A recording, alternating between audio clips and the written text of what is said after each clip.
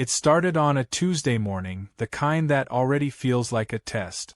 The air was too still, the sky too bright, and my neighbor Karen was already standing by her mailbox like a vulture waiting for something shiny to drop.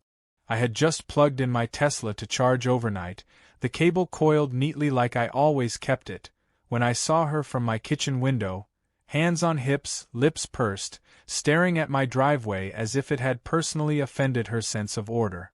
That was my first clue the day would go sideways. I'd moved into the neighborhood 3 months earlier, thrilled to finally escape downtown noise.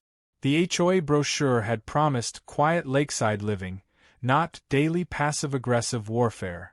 My charging station sat right beside my driveway, technically on my property but close enough to the property line that Karen could claim it looked tacky. She'd complained about it twice already at the HOA meeting, calling it an electric eyesore that didn't fit the community aesthetic. The HOA president, a tired man named George, had sighed through his mustache and told her it met code. That should have been the end. But Karen didn't know how to end things, she only knew how to escalate. That morning, she marched across the street in her robe and slippers, holding her phone like a weapon. I heard the faint click of her camera. I opened the door and called out, "Morning, Karen? Need a photo for your scrapbook." She flinched, scowled, and said, "I'm documenting code violations." Her eyes flicked toward my Tesla cable, which hummed quietly as it fed electrons into my car. "That thing," she said, pointing, "is a fire hazard." I smiled. "It's UL certified. Probably safer than your Christmas lights that stay up until June." Her nostrils flared. "The HOA will hear about this." She turned and stomped back to her house, snapping more photos as she went. I shrugged and went back inside, made coffee, and tried to convince myself she'd get bored. She didn't. 2 hours later, I stepped outside to grab a delivery and froze. The cable was gone. My charger's LED was flashing red, disconnected. I followed the cable trail like breadcrumbs, across my lawn, up her walkway, and right onto her porch, where the end of it dangled from an outdoor socket. She had plugged it into her house. I stood there, genuinely speechless. My brain refused to compute the image. My Tesla charger jammed into her exterior outlet, wrapped twice around her flower pots, humming faintly. I knocked. She opened the door with that brittle smile that meant she knew exactly what she was doing. "Oh, hello," she said sweetly. "I decided to reroute your cord. It's too close to the property line, and until the HOA decides, I'll keep it safe here." "Safe," I repeated. "Karen, that's my cable. You literally stole power from my charger and plugged it into your house." She crossed her arms. "I'm not stealing. I'm preventing a hazard. And you're welcome, by the way." I wanted to laugh. "You plugged a 240-volt EV charger into a standard 120-volt outlet. That's not preventing a hazard, it's creating one." Her eyes narrowed, that mix of defiance and ignorance that's almost impressive. "Electricity is electricity," she snapped. "You can't own the air or the current." I stepped closer. "Then maybe you should call an electrician before your porch catches fire." She slammed the door. I went back home, checked my circuit breaker. Fine, and then called the HOA. George picked up, sounding like a man halfway through his third aspirin of the day. "What now?" he groaned. "Karen stole my Tesla cable," I said. Silence. "Stole." "Unplugged it from my charger and plugged it into her house." Another silence, followed by a long exhale. "Please tell me you're joking." "I wish I were." He muttered something about mediation forms and property disputes, but I wasn't listening. Out of the corner of my eye, I saw my porch light flicker. That was strange.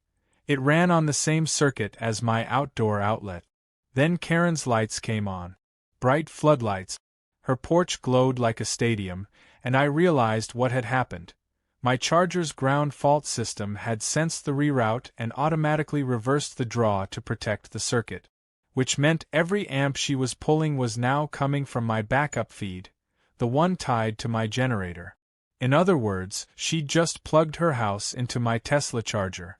For 5 minutes, I stood there watching her porch lights blaze like Judgment Day while my meter spun faster than a roulette wheel.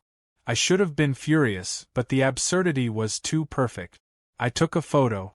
Then, because I'm petty in controlled doses, I opened my Tesla app and hit disconnect. The charger instantly killed power to the circuit.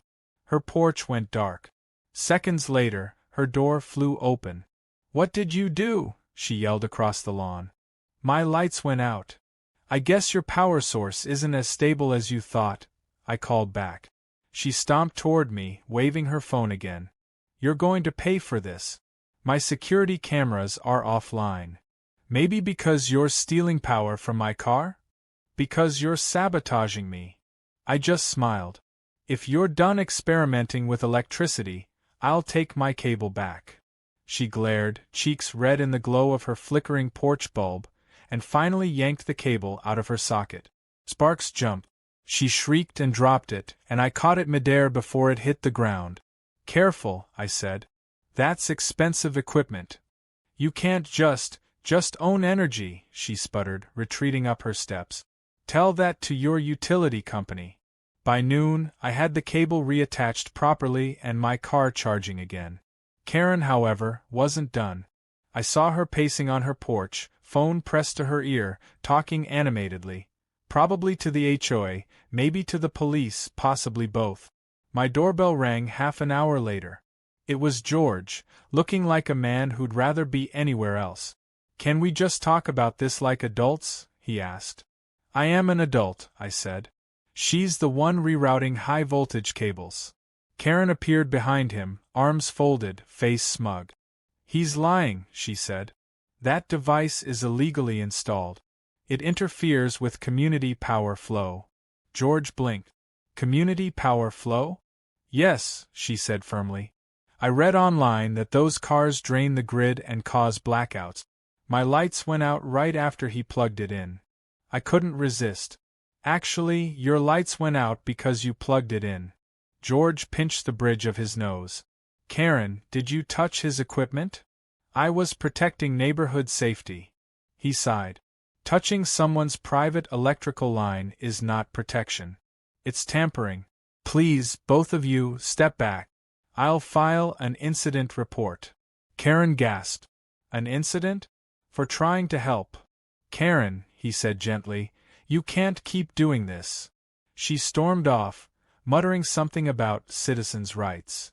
After they left, I thought the madness was over. I was wrong. That night, around 10, I heard a faint click outside. I peeked through the blinds. Karen, again, crouched near my charger with a flashlight. I stepped outside quietly, phone in hand, recording. She froze mid-unplug. "Couldn't sleep?" I asked. She spun around, startled.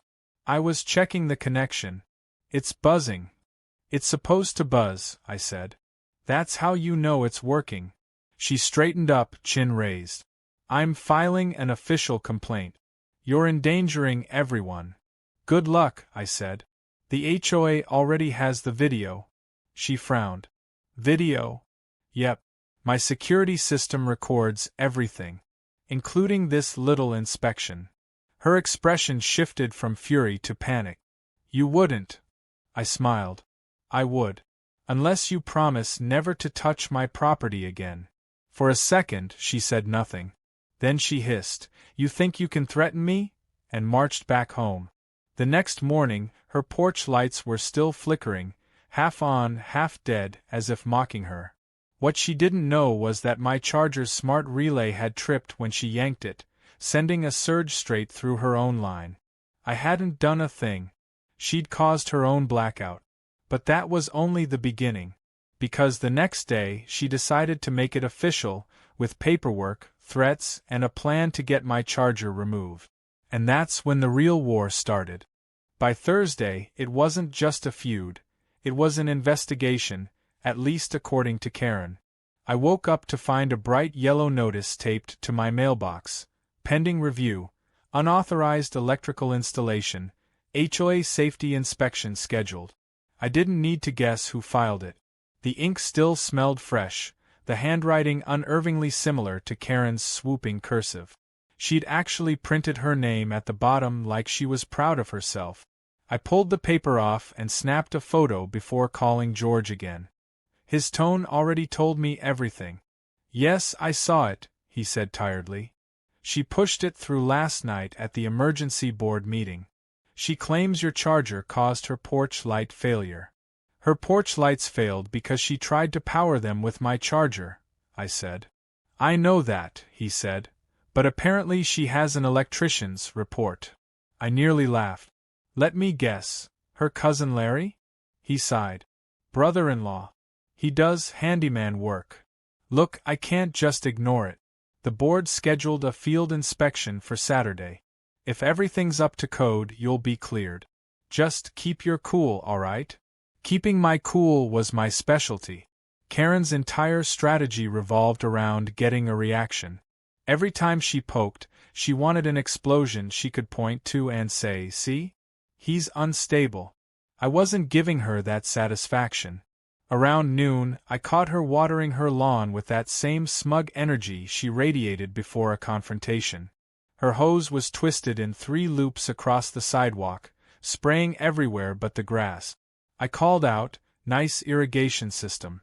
Did your brother-in-law install that too?" Her eyes narrowed. "At least it's not poisoning the neighborhood grid." "Right," I said. "Because electrons are contagious." She pretended not to hear and turned the hose full blast toward my driveway, accidentally misting my car. I just smiled, walked over, and pulled out my phone. She froze mid-spray. "What are you doing?" "Documenting," I said. "It's all the rage in the neighborhood these days." She shut off the hose and muttered something about creepy surveillance. The irony was lost on her, considering she had 4 cameras pointed at my property line like motion-triggered turret. Friday came and went quietly, too quietly. When things go silent around Karen, it means she's planning something. Sure enough, early Saturday morning, I woke up to the sound of an idling truck outside. Through the window, I saw a white van with Elite Property Compliance and HOA Safety Division printed in bold letters on the side.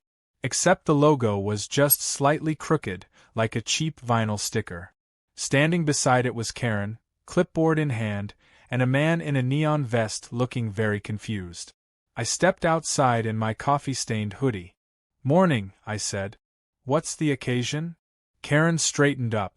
"Inspection day." The man beside her cleared his throat. Ma'am, I'm here for a fence estimate?" Karen hissed, "No, you're here for the electrical assessment. I called your company this morning." He frowned. "We install fences." She looked momentarily thrown off. "Well, you handle property lines, don't you?" He shrugged helplessly. I had to bite my lip to keep from laughing. "Karen, if you're conducting an official inspection," I said, "you might want an actual inspector." Just then, George pulled up in his SUV, wearing a resigned expression that said this was his 3rd HOA crisis before breakfast. "For God's sake, Karen," he said, stepping out, "why is there a fence guy here?" "He's a professional," she snapped. "He has a clipboard." George rubbed his temples. "So does the pizza delivery guy." I guided them both over to my charging station. The fence contractor, whose name tag read Dave, looked impressed. "Nice setup," he said. "Level 2 charger?" "Yep. Professionally installed by a licensed electrician, permitted by the county." Karen folded her arms. "It hums." George crouched to listen. "That's what they do, Karen." "It's too close to the property line," she said. "Look. If I stand here and lean slightly, I can touch it from my yard." "You could also touch my mailbox if you climbed onto your fence," I said. "Doesn't make it yours." Dave let out a tiny snort before catching himself. George straightened up. "Everything looks fine. Permits on file. The board will close the complaint." Karen's jaw tightened. "You're ignoring a fire hazard." "The only hazard," George said dryly, "is you tampering with someone else's property again." She gasped as if he'd slapped her. "How dare you accuse me?" "Karen," he interrupted, "I saw the video. You unplugged his cable at midnight. You're lucky he didn't press charges. Her eyes darted between us, suddenly calculating. Video? She said again, voice smaller. George sighed. It's done. No violation. No fine. Let it go. She didn't respond. Just turned on her heel, marched back to her porch, and slammed the door so hard a wind chime fell. George gave me a weary look. I'll handle the paperwork. Try not to gloat. I smiled. No promises. By Sunday, she was pretending I didn't exist. No glares, no comments, not even a sarcastic wave. For a while, I thought maybe, miraculously, she'd learned her lesson. But Karen's version of silence wasn't peace. It was plotting. Monday morning, my Tesla app pinged. Charging interrupted, unexpected disconnect. I went outside and my stomach dropped. The entire charging cable was gone. Not unplugged. Gone. I scanned the yard, nothing. I checked the shed, nothing. Then I noticed it. The faint trail of drag marks in the dew, cutting across my lawn toward Karen's side fence. I followed them quietly and peeked over. There, coiled beside her garbage bins, was my $600 charging cable, snipped clean at the base. Before I could say a word, she stepped out from her side door holding a coffee mug and pretending surprise. Oh, she said innocently. Did you lose something? You cut my cable, I said flatly. Proof? She asked. I held up my phone, showing her the drag marks, time-stamped camera footage, and her backyard security light coming on exactly at 2:37 a.m. She froze for half a second before doubling down. I thought it was a snake, she said quickly. It was dark. I panicked. A snake with a charging port? Don't mock me, she snapped. I acted in self-defense. Against copper wiring? She shrugged. Electric snakes are a thing. I stared at her, genuinely wondering if she believed it or if this was just her way of rewriting reality. You owe me $600. Her smirk returned. Prove I cut it intentionally. Oh, I don't have to, I said. You cut through live cable. That's vandalism and tampering with electrical property. Want me to send the footage to the county? That flicker of panic again. You wouldn't dare. Try me. She glared, then said coldly, You're going to regret this. I didn't know what she meant until later that night when my power flickered again, then died completely. I stepped outside to check the breaker panel, and my heart sank. The main switch had been flipped, locked, with a padlock. Karen stood across her yard in the darkness, flashlight aimed at me like a spotlight. Safety precaution, she shouted. You were overloading the grid again. I couldn't even find words. Who buys a lock just to turn off someone else's power? I called the sheriff's non-emergency line. 2 deputies arrived within half an hour. Karen tried her charm routine. Tears, confusion, claims of being afraid for the neighborhood. But when they saw the cut cable and the lock, her story unraveled fast. They warned her that touching private electrical systems was a serious offense. She tried to pivot into citizen oversight. They weren't impressed. When the deputies left, she shouted after them, I'm calling the news. I just stood there, watching her porch light flicker, half working since the first incident. Then a funny thing happened.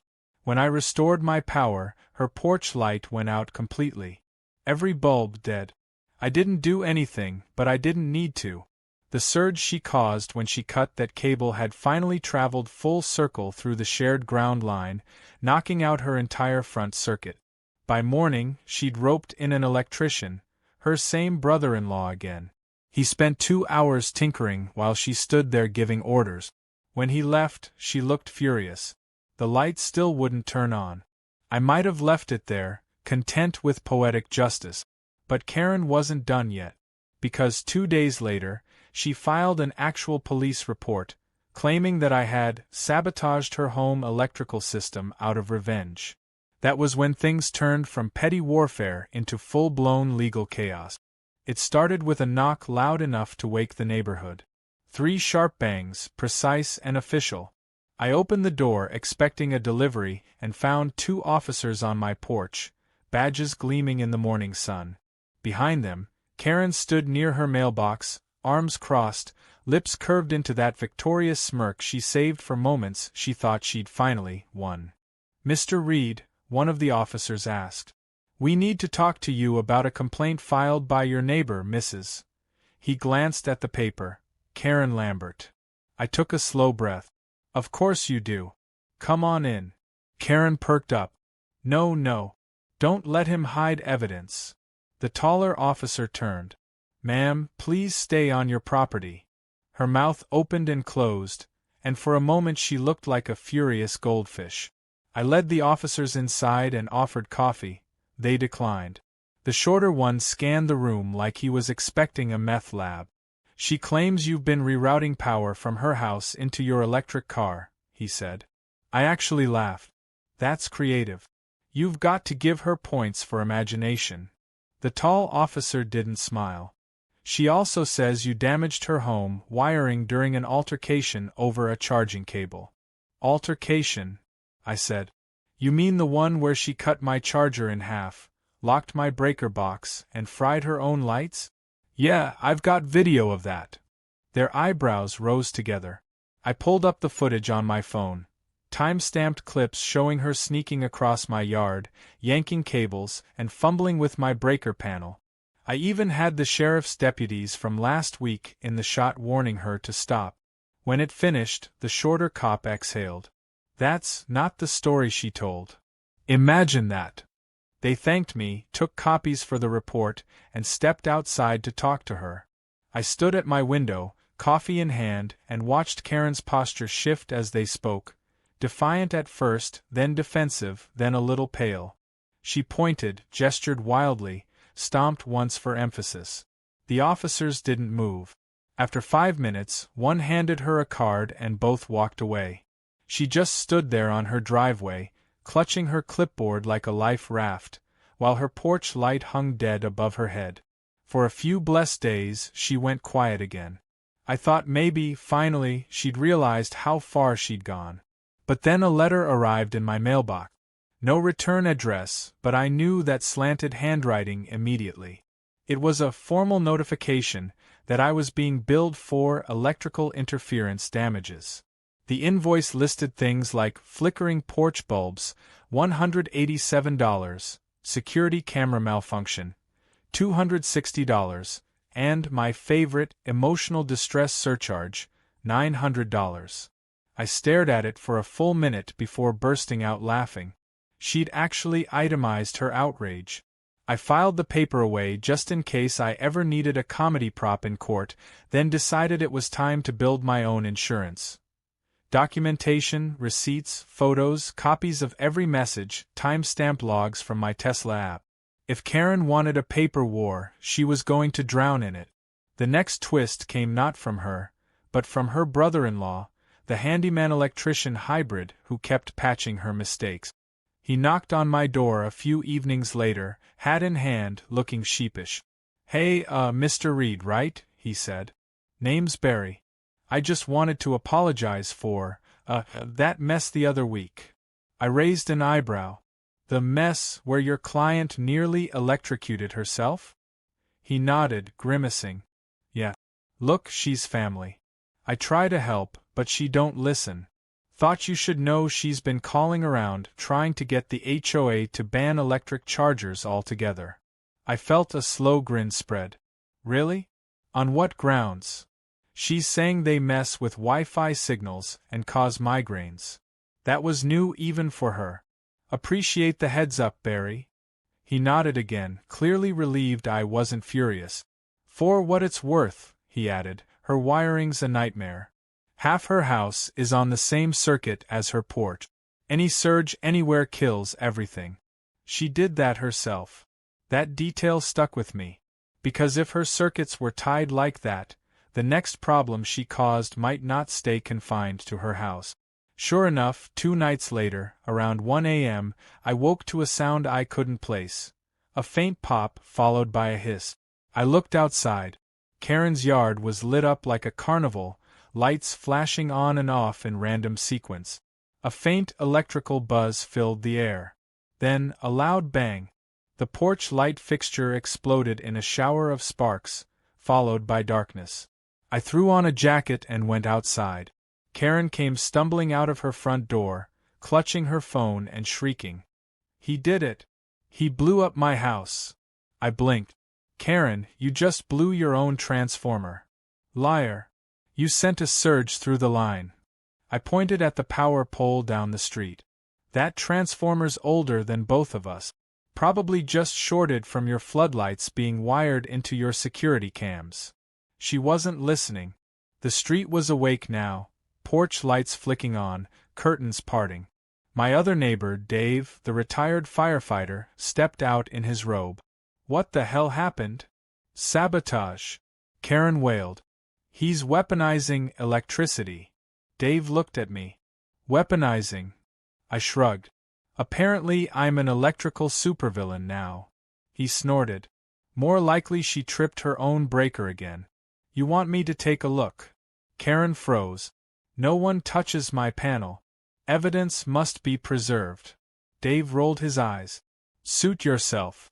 The power company arrived 20 minutes later. The lineman took one look and said, "Yeah, you've got a shorted junction box. Happens when someone splices the neutral wrong." Karen gasped. "He spliced my neutral." The lineman gave her a long, slow look. "Lady, unless this guy was dangling from your roof at 1 a.m. with a wrench, you did this yourself." The neighborhood chuckled. Someone even clapped. Karen's face turned crimson, but she bit her tongue. The next day, she switched tactics. Instead of fighting openly, she started whispering. I'd see her talking to other neighbors on the sidewalk, gesturing toward my driveway, shaking her head dramatically. One by one, they'd give me cautious waves instead of friendly ones. Her campaign of gossip had begun. I decided to counter quietly. I invited a few of the neighbors for coffee: Dave, the retired firefighter, Mia, the teacher down the street, and an elderly couple named the Turners.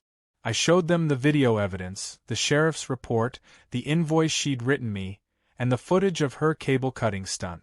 They were stunned. Mia laughed so hard she cried. "She told us you were hacking her thermostat." "Apparently I can control the weather too," I said. By that evening, the gossip had turned against her. Word spread that she'd caused her own blackout and tried to blame me.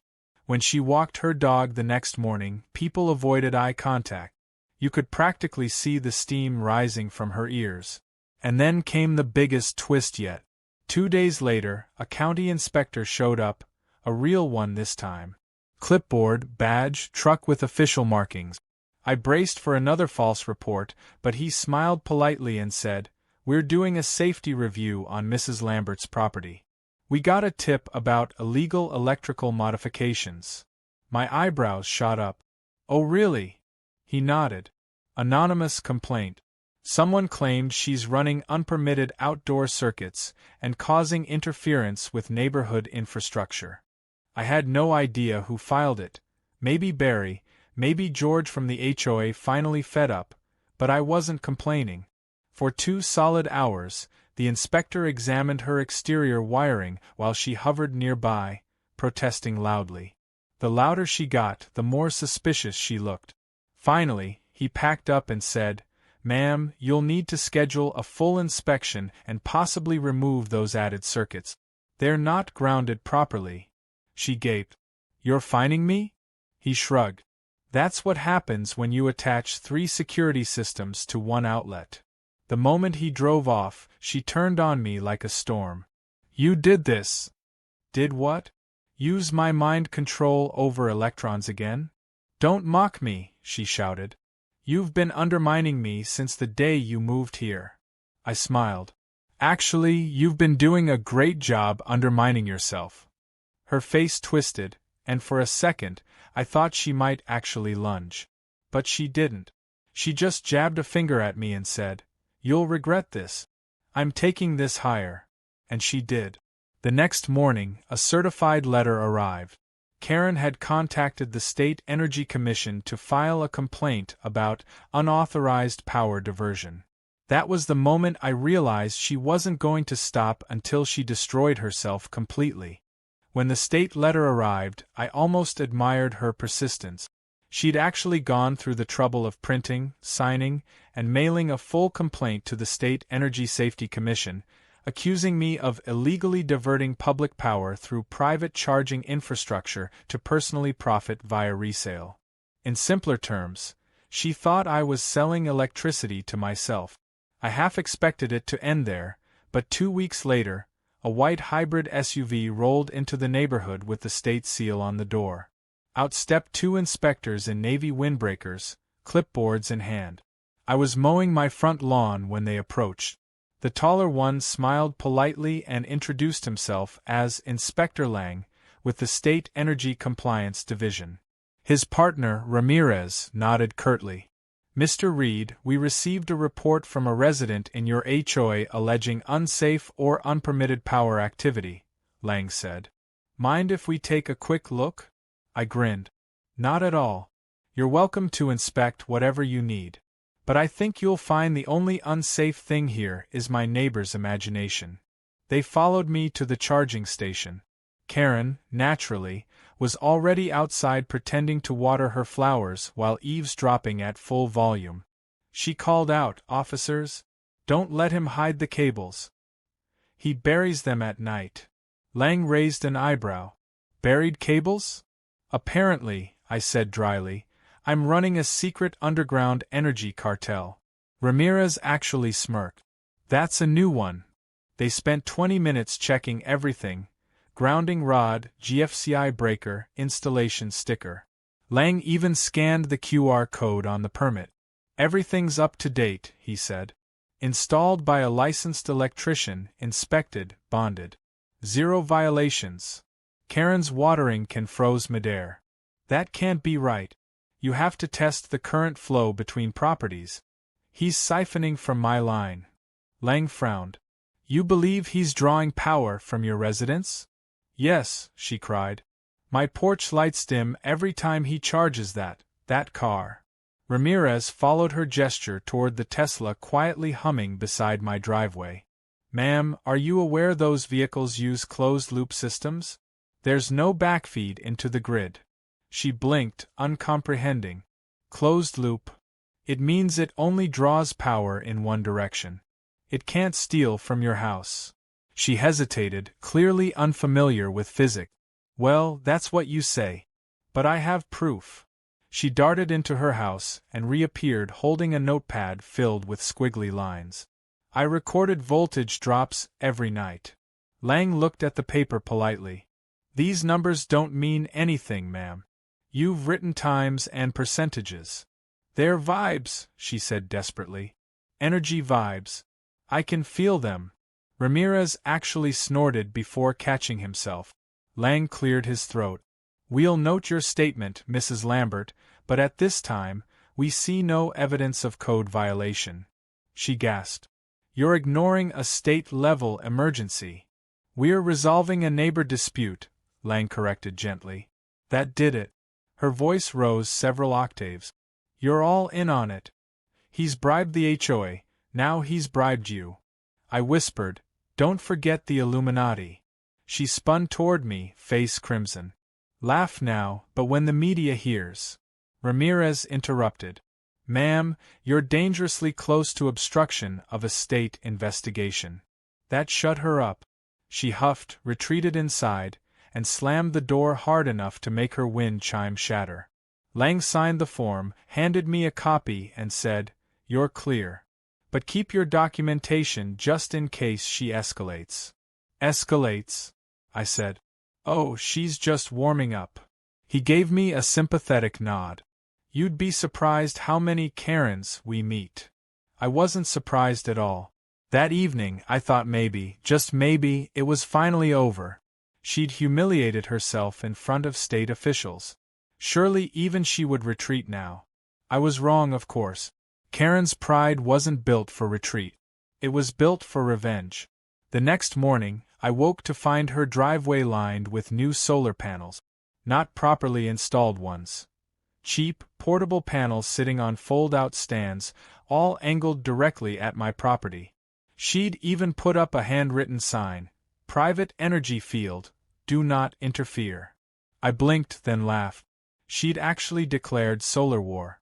That afternoon, she confronted me at the mailbox. "Just so you know," she said, "I'm generating my own power now. I won't let you drain it." I nodded slowly. "You're generating about 30 watts per hour, Karen. That's enough to run your doorbell." Her eyes flashed. "Mock all you want. I'm self-sufficient now." That claim lasted exactly 12 hours. A thunderstorm rolled through that night, and by morning, her energy field was a tangled, mud-soaked mess of shattered panels. One even cracked her decorative mailbox. I heard her scream at 6 a.m. like someone had stolen her soul. By noon, she was pacing outside again, phone to her ear, ranting to someone about insurance fraud and sabotage. I ignored it until a new car pulled up. Not the HOA this time, but a van with a camera logo on the side. Channel 4 local news. I almost dropped my coffee. She'd actually called the media. The reporter, a young woman with practiced politeness, approached me first. "Hi, Mr. Reed? I'm with Channel 4. We're doing a segment on neighborhood disputes involving modern technology." "Let me guess," I said. "Karen's the expert witness?" She smiled diplomatically. She reached out to us with claims about unsafe residential charging practices. "We just want your side." I gestured toward my car. "Go ahead. Everything's permitted, inspected, and documented. Want to see the certificates?" They did. Meanwhile, Karen hovered in the background, pretending to prune her hydrangeas while clearly listening. When the reporter approached her afterward, the transformation was instant. She became wide-eyed, trembling, playing the victim. "He's endangering the entire block," she declared. "Ever since he moved in, our power bills skyrocketed. My lights flicker. My dog's hair stands up from static. My house hums at night." The reporter's expression faltered. "Your dog's hair?" "Yes. It's unnatural electromagnetic interference." I covered my mouth to hide a laugh. The cameraman didn't even bother. His shoulders shook. They wrapped the segment politely and left within 15 minutes. By evening, it aired under the title "Neighborhood Power Dispute Sparks Static Between Neighbors." The footage was brutal. They showed my clean setup, my permits, my calm responses, and then cut to Karen waving her voltage notebook and screaming about energy theft. The internet loved it. Within hours, clips were circulating under headlines like "Tesla owner versus HOA Karen. Who will win the current war?" The comments were merciless. By the next day, she'd become a meme. Someone even photoshopped her holding Thor's hammer with the caption "Wielder of Negative Amperage." At first, she tried to deny it, claiming deepfake propaganda. But the attention only brought more scrutiny. Local electricians began dissecting screenshots of her tangled wiring setup, pointing out that her power issues came from her own illegal splices. 2 days later, the HOA inbox exploded. Every member was getting hate mail from random strangers calling them Karen sympathizers. George called me personally, sounding exhausted. "Congratulations," he said. "We're viral." "I didn't do anything," I said. "I know," he said. "She did. But the board's done being her shield. We're holding a vote to formally censure her for harassment and property interference." I almost felt sorry for her. Almost. The night before the meeting, she knocked on my door. It was pouring rain, thunder rolling. She looked like a ghost, soaked, furious, trembling. "Are you happy now?" she demanded. "You made me a laughingstock." "Karen," I said gently, "you did that yourself. You think you've won? You haven't. I'm not going anywhere." I folded my arms. "Neither am I." For a moment she just stood there, drenched, eyes wild. Then she whispered, "I'll shut you down for good." And she meant it. Because the next morning, when the HOA board gathered in George's garage to vote on her censure, Karen didn't show up, but the lights in the entire cul-de-sac went out. Every porch, every house, dark. Except mine. I walked outside, phone flashlight on, and saw it. Smoke rising from her side yard, the smell of burnt insulation thick in the air. She'd tried to rewire something. The fire department arrived within minute. She was screaming about sabotage, clutching a melted extension cord. The chief took one look and said, "Ma'am, you overloaded your own circuit. You're lucky your house didn't burn down." The neighborhood stood there watching, silent, as she crumbled, soaked, shivering, mascara running, surrounded by firefighters and neighbors staring in stunned disbelief. For the first time since I'd moved in, she didn't look angry. Just lost. But even then, even as the fire trucks pulled away and her yard was taped off, I knew Karen wasn't finished. Because people like her never surrender. They regroup. They plot. They look for one last desperate move. And she was about to make hers. One that would bring not just me, but the entire HOA under investigation. The curtain. Watching. Till. Motionless. I told myself it was nothing. Just a shadow, a trick of light. Still, when I went inside, I double-checked my locks, checked the live camera feed from my driveway, and left the porch light on. The feed showed everything clear. Quiet. Peaceful. But just as I was about to close the app, the camera flickered once. Static for half a second, and in that static, I could have sworn I saw her face. Not angry this time. Smiling. Then it was gone. The system rebooted. My car's charger beeped softly, resuming its steady hum. I exhaled, half laughing at myself. "She's gone," I muttered. "She's gone." Still, I couldn't help glancing out the window one last time before bed. The new owner's porch light flickered once, then steadied, glowing brighter than it ever had when she lived there. The house was calm. Silent. But the air? The air still buzzed. And somewhere, deep in the grid, maybe in a transformer or a forgotten splice, I imagined a single stray current still traveling through the line she'd buried, a tiny, stubborn spark that refused to die, carrying her legacy through the wires of the neighborhood. The current war was over. But the current itself?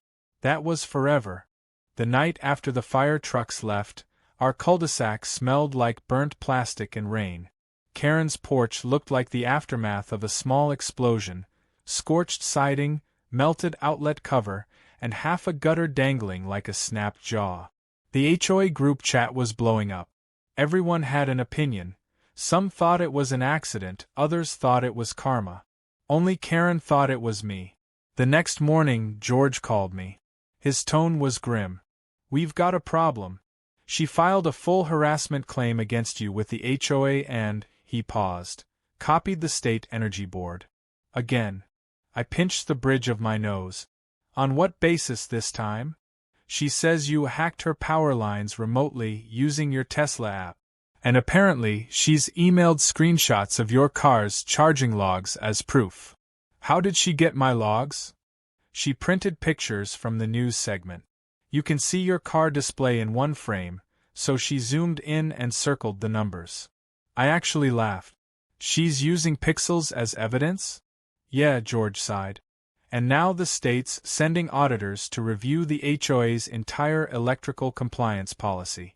It's turned into a full inspection of every house in the neighborhood." That was Karen's talent.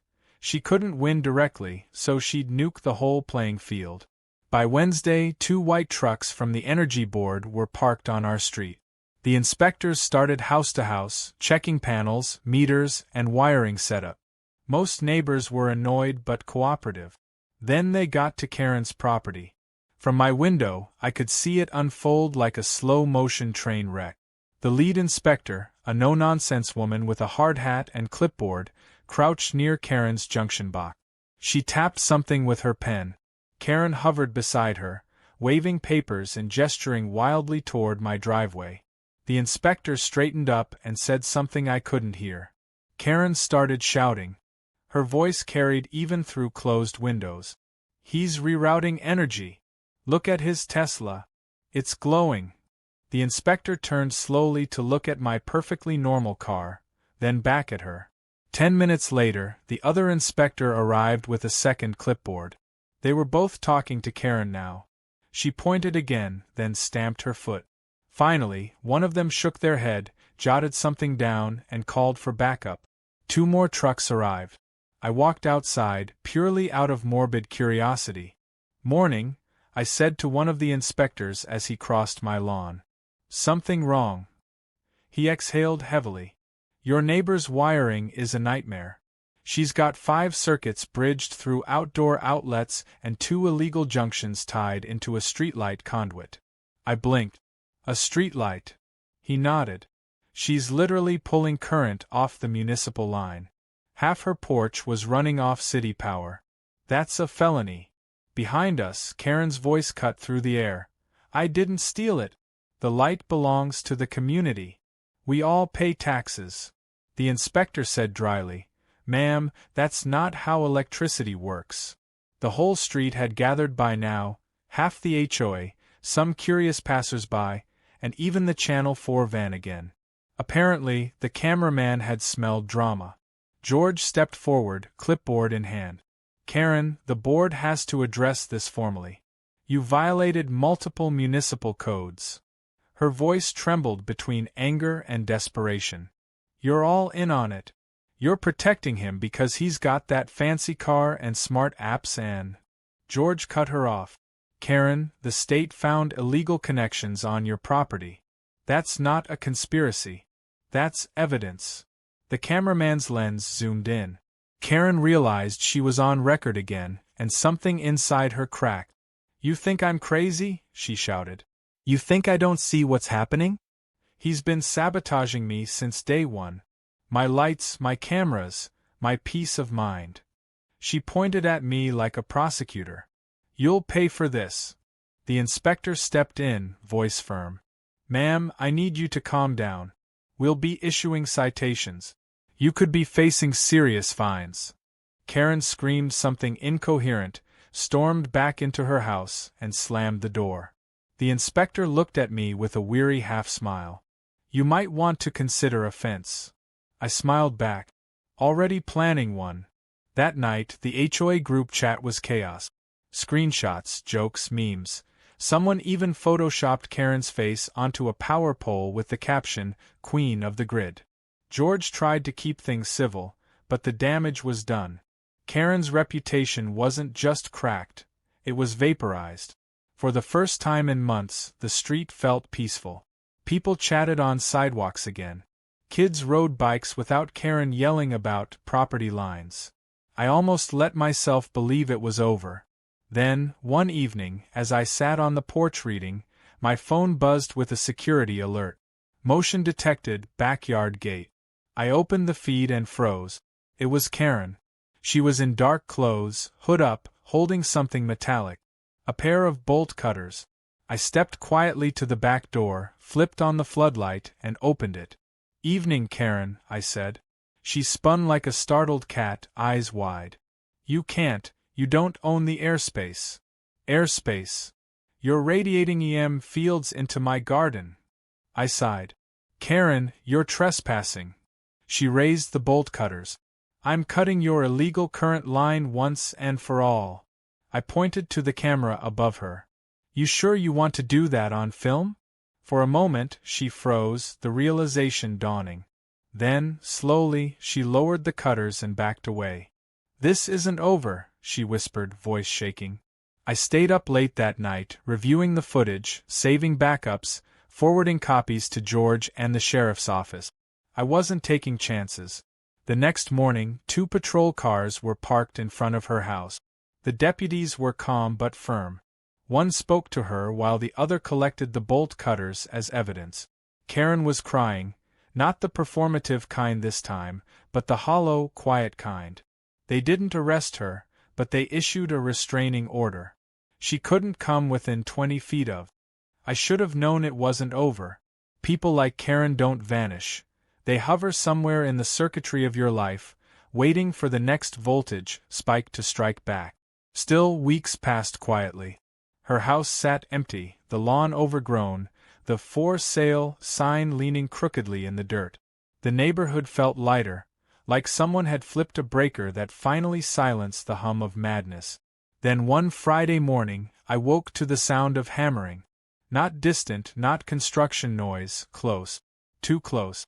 I stepped outside in my slippers and froze. Someone was on Karen's porch.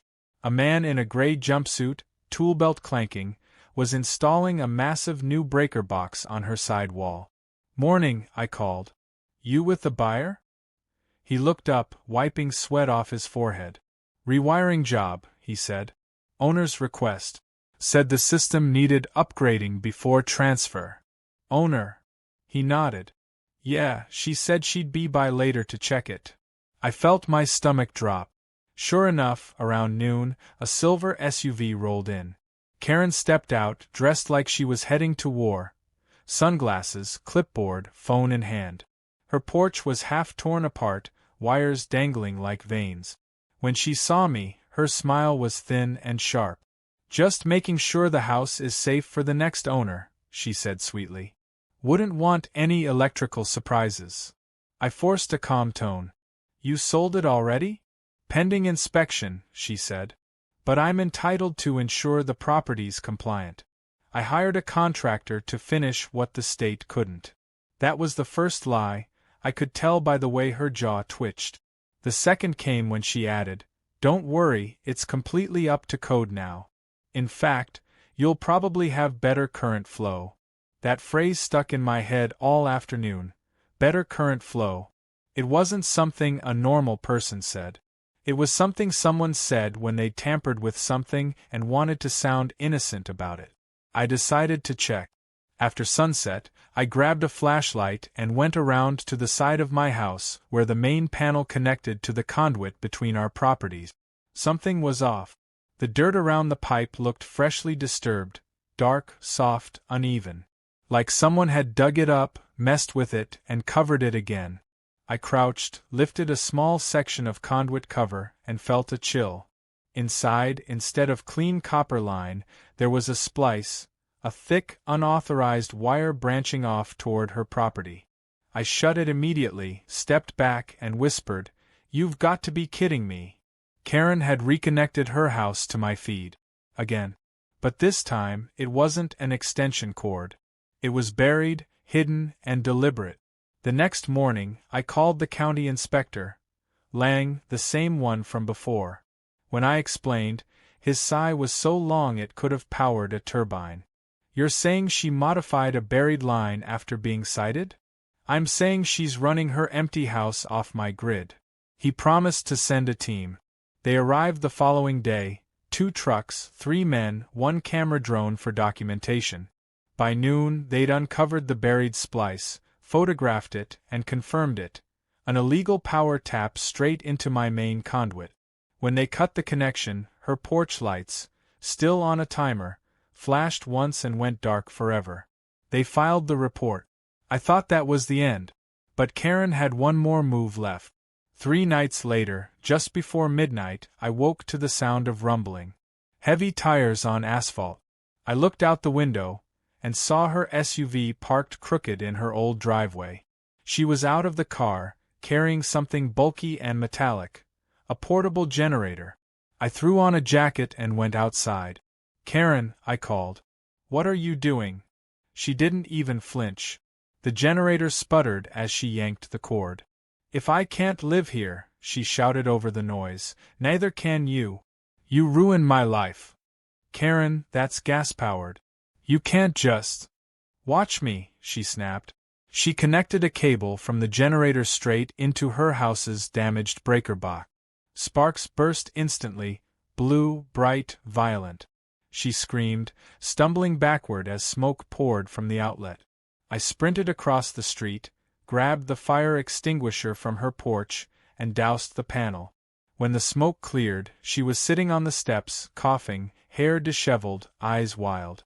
"Are you insane?" I said. "You could have burned the block down." She looked up at me, voice trembling. "You took everything from me. Karen, you did this to yourself." She shook her head, tears mixing with soot. "You embarrassed me. You made everyone laugh. Because you wouldn't stop. For a second, her face softened, almost human again. Then her expression hardened. "I'm not finished," she whispered. "You'll see." The deputies came again, called by a neighbor who'd seen the smoke. They found the generator, the melted wiring, and the buried tap still fresh in the report. This time, they didn't just warn her. They charged her with property tampering and reckless endangerment. As they led her to the cruiser, she twisted back toward me. "You think they'll believe your story forever? Wait until something happens to your precious car." It was the last thing she said before the door shut. After that night, the house sat empty for good. The realtor put it back on the market, the price slashed to half its original listing. It lingered there for weeks until a young couple bought it, a quiet pair who worked remotely and didn't ask questions. Life went back to normal. Almost. About a month later, I was sitting in my garage, updating firmware on the Tesla when the lights flickered once, then stabilized. It startled me, not because it was unusual, but because I hadn't seen a flicker since Karen's arrest. I checked the breaker. Everything looked fine. The charger display glowed steady green. Then my phone buzzed, a new message from an unknown number. "Hope your current flow's still strong." I stared at it for a long moment, half amused, half uneasy. Could she still be texting from jail? Or was it someone else, maybe her husband, who'd moved out months before? I blocked the number, shrugged it off, and went about my evening. But later, as I sat on the porch, I noticed something strange. Across the street, in Karen's old window, a faint light flickered, soft, rhythmic, like a heartbeat. It wasn't a lamp. It was the unmistakable pulse of an LED charger. I smiled, shaking my head. The new owners must have set up their own Tesla charger. Poetic, really. The next generation of electrified warfare, same driveway. But then, as the night deepened, I noticed something else, the faint outline of a figure standing behind. My property or tamper with electrical lines again. For a week, the street was silent. No shouting, no HOA complaints, no flickering lights. Just the steady hum of normal life returning. Then something unexpected happened. George stopped by with a folder. "She's moving," he said simply. I blinked. Moving? As in gone. She listed the house yesterday. Apparently, her insurance refused to renew after the fire report. And the HOA fines hit her hard. I opened the folder, photos of her property inspection. Melted sockets, spliced wires, blackened insulation. It looked like a war zone. "She's leaving next month," George said. "Board voted unanimously to revoke her privileges. You're officially cleared." It should have felt like victory. But as I looked across the street at her darkened house, I felt weirdly hollow. The battle was over, but the chaos she'd brought had left a mark. 2 days later, a moving truck arrived. Karen stood outside supervising, face hidden behind sunglasses, voice low and tired. When she saw me, she hesitated, the first moment of quiet acknowledgement between us since this all began. "You got what you wanted," she said finally. "I just wanted peace," I replied. She looked away. "You'll miss the excitement." "Not a chance." She gave a bitter laugh, turned, and got into her car. The truck followed her out of the cul-de-sac, taillights fading. For the first time in months, the street was still. No flickering lights, no shouting, no interference. Just the faint hum of my charger quietly feeding my car. I almost thought that was the end of it, until I got a letter in the mail a week later. No return address, just a single line typed in the center. "You might have won the current war, but the power always returns." I laughed when I read it, partly amused, partly uneasy. Because knowing Karen, that wasn't a threat. It was a promise.